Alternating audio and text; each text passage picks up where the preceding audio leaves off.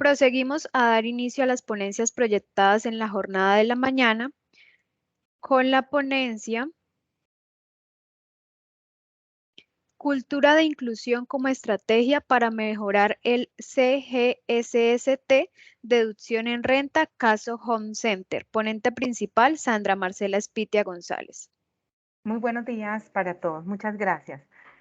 Hoy vamos a trabajar la importancia de crear inclusión como estrategia en las empresas, sobre todo para mejorar todos los sistemas de gestión de seguridad y salud en el trabajo, dado que tenemos beneficios de deducción en renta, y uno de ellos es el caso de estudio que tuvimos fue Home Center para generar esa reflexión al interior de las otras organizaciones. Como introducción tenemos que la ley 1562 del 2012 establece programas de seguridad y salud en el trabajo, es decir, programas de salud ocupacional. La inclusión, que es el tema que nos atañe, en donde tenemos población diversa, esto está establecido en el artículo 31 de la ley 361 del año 97, y es ahí que con base en eso se ha querido mejorar la calidad de vida, y basado en esto, pues posterior a ello se genera un beneficio tributario que está en la ley estatutaria 1618 del 2013. ¿Para qué fue todo este tema? Para garantizar el pleno ejercicio de los derechos de las personas que tienen problemas cuando estamos hablando de discapacidad o población diversa. ¿Cuáles fueron esas problemáticas y bajo qué teoría nos fundamentamos? Las problemáticas son las altas barreras en procesos de contratación, los altos estigmas, es decir, la parte actitudinal por parte de algunos empresarios, los altos obstáculos que impiden el acceso a información o digamos o información, porque muchas empresas pues no tienen acceso cuando ven, digamos, a una historia clínica de una persona que tenga un problema de inclusión, porque eso te reserva. Entonces ellos dicen, no, yo prefiero no contratar a este tipo de personas. Y también la falta de comunicación, digo yo, de información en cuanto a temas de la parte tributaria por la parte de empresarios. Ahora, falta de redes de contratación y hay un desconocimiento de beneficios tributarios en el tema de deducciones. El DANE el año pasado, en el 2021, afirmó que el 7.2% de la población en Colombia tiene problemas de discapacidad y que esto viene a ir aumentando con otros temas porque discapacidad ya no solamente es de movilidad auditiva, es decir, visual, sino que también hay otros contextos como enfermedades invisibles.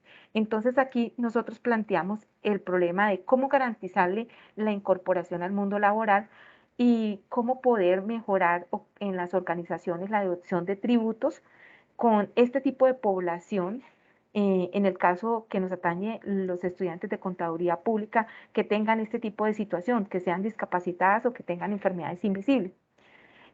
Nos basamos en un referente que es el Ministerio de Educación. En el año 2017, él incluye un plan sectorial 2010-2014 en el cual nos habla específicamente desde cómo desde el 2007 el Ministerio de Educación inicia ese estudio de inclusión, habla de una transición en cuanto hay un enfoque poblacional donde tenemos que caracterizar, pero aquí hay una eliminación de, digamos, de barreras, porque hablamos de incluir, de educación, es decir, de incluir a la población que esté en estos temas digamos, de diversidad o población diversa.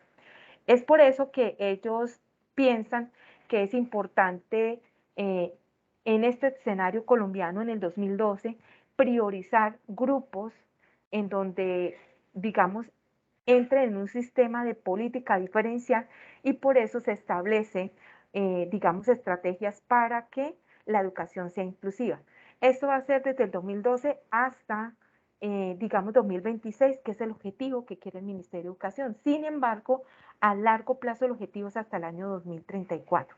La metodología que utilizamos para este tema es un enfoque cualitativo, partimos de la parte cualitativa, donde buscamos todo lo relacionado con educación inclusiva, enfermedades invisibles, trastornos y todo lo que tenga que ver con el sistema de seguridad y gestión en el trabajo. Tuvimos en cuenta artículos de revistas indexadas, tesis, maestría y doctorado.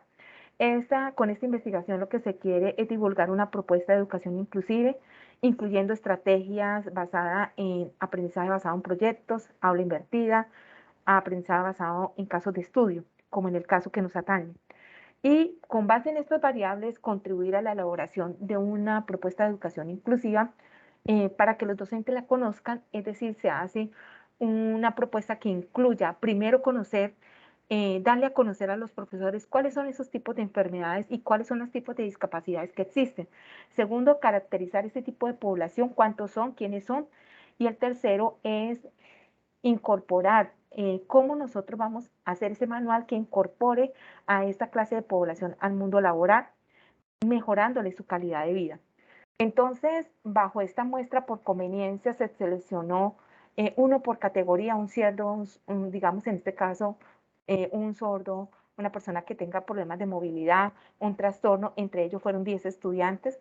Y bajo este marco referencial, que pues obviamente hoy estamos con la ley, esto inicia con la ley 82 del 88, donde hablamos la Organización eh, Internacional del Trabajo en el año 85 aprobó un convenio que es el número 159 que habla de readaptación profesional.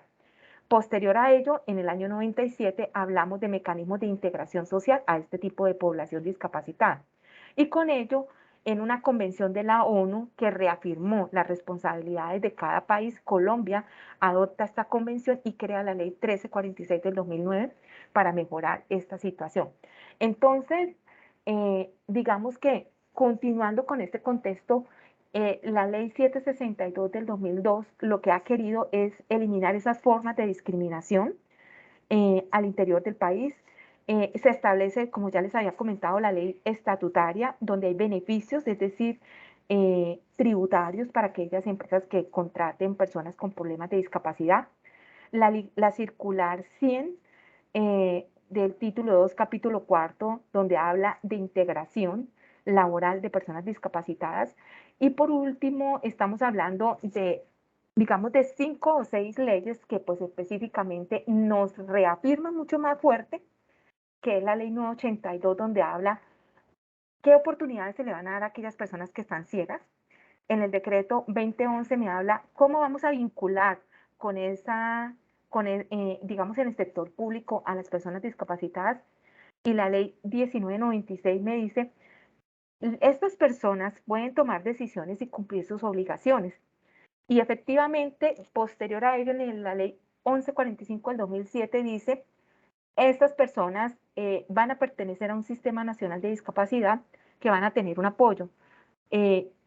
Posterior a ello, en el 2017, con el decreto 2177, se crea el Consejo de Inclusión para coordinar en el sector privado y que se incluya también personas en la parte laboral, que eso fue lo que hizo FONCENTER, incluir bajo, digamos, diferentes decretos y sobre todo cumpliendo con los objetivos de desarrollo sostenible para su rendición de sus informes.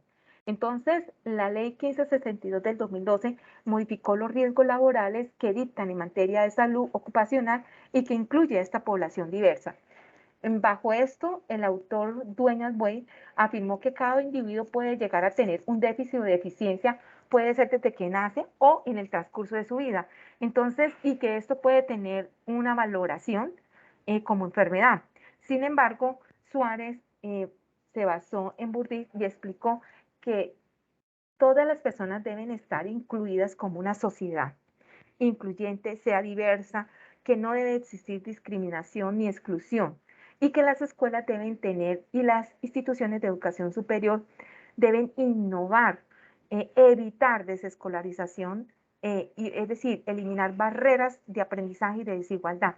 En nuestra institución de las unidades tecnológicas nosotros tenemos un acuerdo en el cual establece el tema de inclusión que parte de la Constitución Política, artículo 13, 47, 54 y 68, donde nosotros garantizamos la atención de equidad a grupos étnicos y población.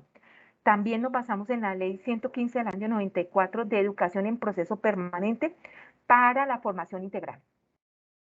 Nos acogemos a la ley 1346 del 2009, que es la Convención de Derechos de Personas Discapacitadas, y el decreto 1421 del 2017, que es Reglamento de Educación Inclusiva, que lo tenemos, y el decreto 1280 del 2018, que nosotros presentamos en la información de política de educación inclusiva.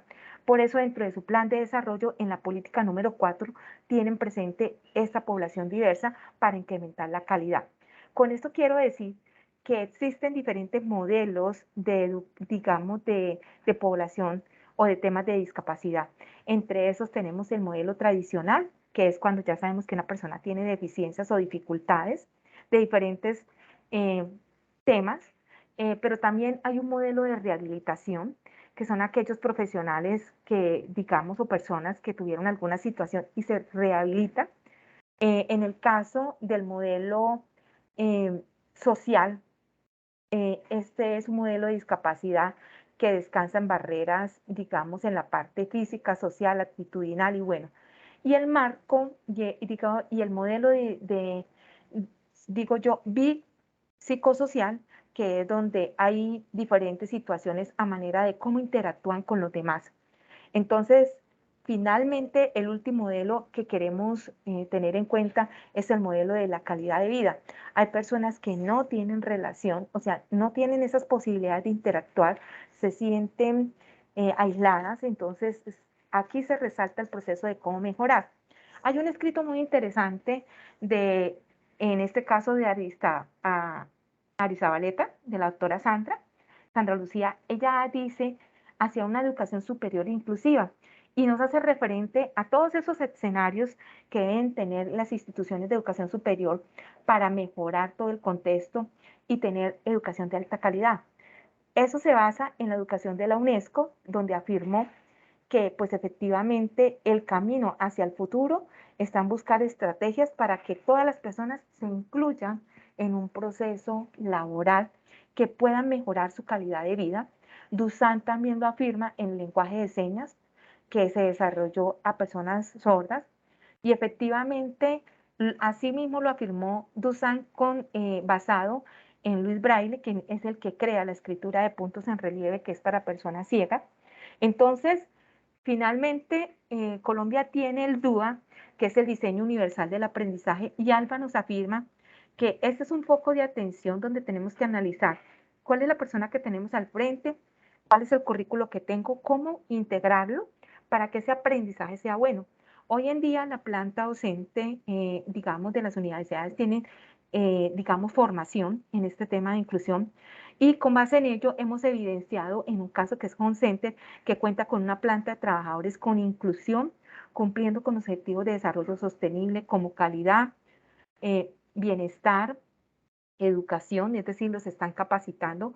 Entonces, si vamos a ver las diferentes discapacidades que tenemos, como en el caso de la parte motriz, de la parte mental, de la parte visible, de la parte auditiva y del lenguaje, pero específicamente ahora también tenemos la parte eh, mental. Entonces, específicamente aquí es donde el ministerio va a tener que trabajar fuertemente con base en instituciones de educación todo ese tipo de enfermedades que genera discapacidad o diversidad, sordomudos, que es la que habla la ONU, los trastornos obsesivos compulsivos que me habla Mamedele en el 2017 y otros, donde dice que hoy en día encontramos en España hay población, en este caso alrededor de más de el 20% de la población tiene problemas de TOC, el síndrome de ansiedad generalizada, el TAC, que son similares como al pánico, ansiedad y otros, el síndrome de Burnout, que eso es, en este momento Colombia tiene este problema de estrés profesional, y Maslas afirma que es quemarse en el trabajo, y el síndrome de pensamiento acelerado, que genera exceso de información, exceso de uso de smartphone y redes sociales.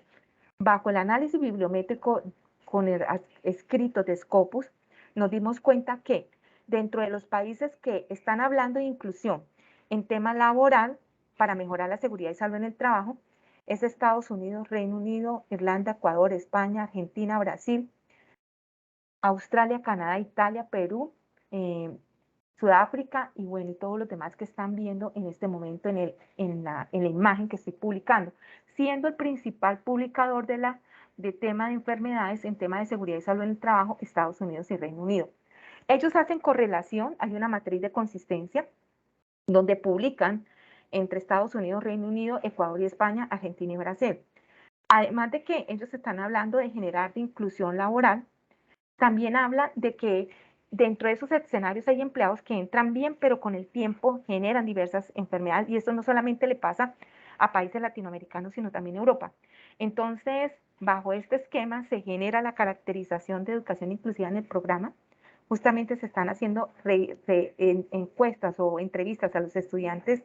Nosotros tenemos un egresado donde se evidenció que está en el rango de 18 a 38 años en un nivel económico socioeconómico de estrato 3 y justamente ellos afirman que el 60% de ellos están laborando, el otro 40% que no, que tienen apoyo por parte de los padres en un 100%, pero en la parte de las, digamos, del sistema, si los apoyan, dice que no, y el 75% afirman que sí tienen muchas oportunidades de empleo, pero la diferencia, que es el otro 25%, dice que ha sido difícil, pues algunos empresarios no conocen los beneficios tributarios y a la hora lo ven como cualquier otra persona. En contaduría tenemos 8 estudiantes con discapacidad, uno auditiva, uno con capacidad visual, una con movilidad, un sordo, y estudiantes y mujeres en estrés, pues ahí arranca con un porcentaje diverso.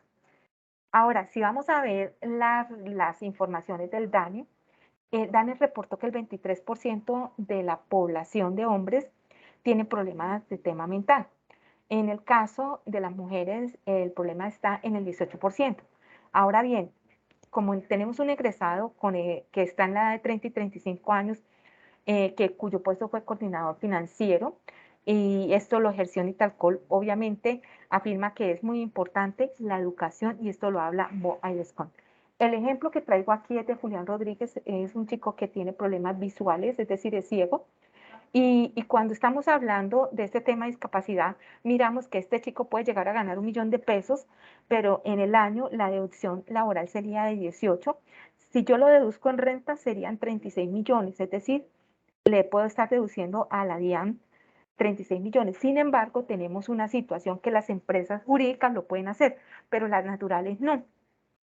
Yo soy Sandra, tengo un nombre comercial en la cámara, pero si voy a poder deducir, ahí si llego a contratar a Julián, no me lo dejan deducir en el 200 porque tengo un limitante de deducciones, mientras que las personas jurídicas no.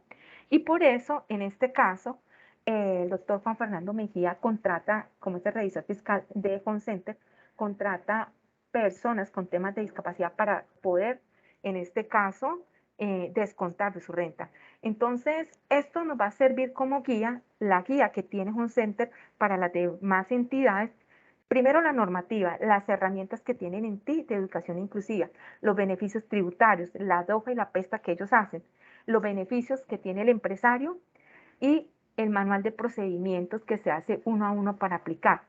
En el manual como esta es una investigación en curso, que estamos haciendo es un capítulo donde tenemos la reseña histórica, la normativa, el capítulo 2 va a tener variables de estudio, caracterización de la población y las estrategias. Y el capítulo 3 es aplicar etnografías como caso de estudio y el capítulo 4 va a tener beneficios tributarios y esto es todo. Entonces, como reflexión, las empresas pueden llegar a tener beneficios tributarios y nosotros tener que apoyar los objetivos de desarrollo sostenible en cuanto al tema de mejorar la calidad de vida, o sea, el bienestar, trabajo digno y bueno, y sobre todo empresas incluyentes o sostenibles. Entonces, hay muchos empresarios que tienen personas discapacitadas, pero no las tienen con todo lo de ley y están perdiendo toda esa deducción que puedan hacer en renta. Y pues al interior de la institución lo que queremos es hacer esa cultura de reflexión, que los empresarios conozcan, porque muchos de ellos desconocen esos beneficios que existen. Muchas gracias.